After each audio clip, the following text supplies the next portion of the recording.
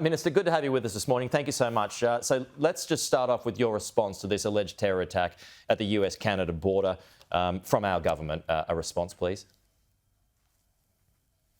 Good morning. Good to be with you, and I'm glad we can hear each other now. Look, obviously this is concerning. I might await getting further information, though, about the cause of this. I think before we jump to any conclusions, I know that the FBI and Canadian authorities are investigating this incident. Whilst it is concerning, I think before we jump to conclusions, I'd like to get further information from the North American authorities. OK. On to the 860 visas for Palestinians, Minister. How does this intake compare to other intakes of Palestinian or other refugees in war? Well, be clear that we've, in the same period, granted some nearly 1,800 visas to people who have applied who are in Israel. So that gives you some comparator, some 860 out of Gaza and about 1,800 out of Israel. I would emphasise, and I've seen the opposition out making certain assertions, I would emphasise very clearly that the usual security checks, the usual identity checks, the usual character checks were undertaken on this cohort as they are in relation to all cohorts. Our first priority is to make sure we keep Australians safe, and that includes managing visa arrangements appropriately. How have a few short weeks been enough time, though, to do proper security checks? Because as James Patterson said on our program last hour, that Dennis Richardson said this could take months, not weeks.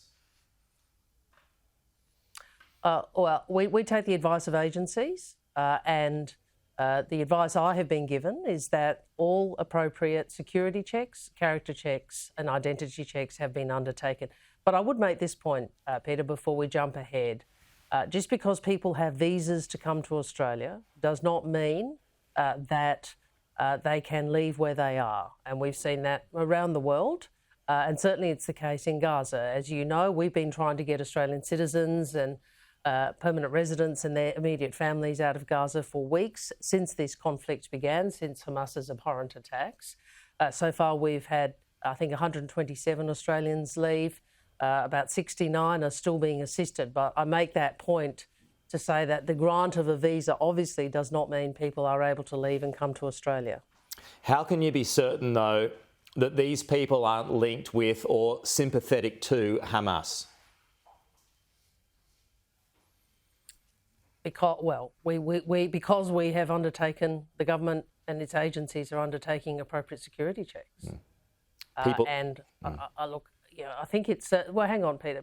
Look, just as not everybody from Afghanistan is linked with the Taliban, not everybody who is Palestinian is a member of a terrorist organisation, and that is something I think we all understand.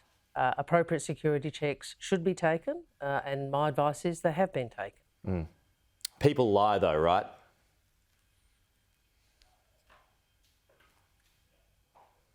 In relation to any visa application, it's an offence to give false information to authorities. So look, all of us want to make sure Australians are safe. And that is, of course, the priority of the government and has always been. Further point to this, how do you ensure, though, that they represent Australian values and not ingrained with a deep hatred towards Jewish people, which residents in Gaza, some of them anyway, well, many of them actually, are taught from an early age? Well, people who come to this country, whether under whatever visa arrangements, we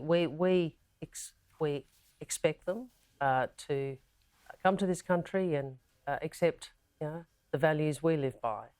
Just as we ask all Australians to live by those values, and they are values of acceptance, of respect, recognising we're a diverse country, and we respect that people have different opinions, but ultimately we are all Australians.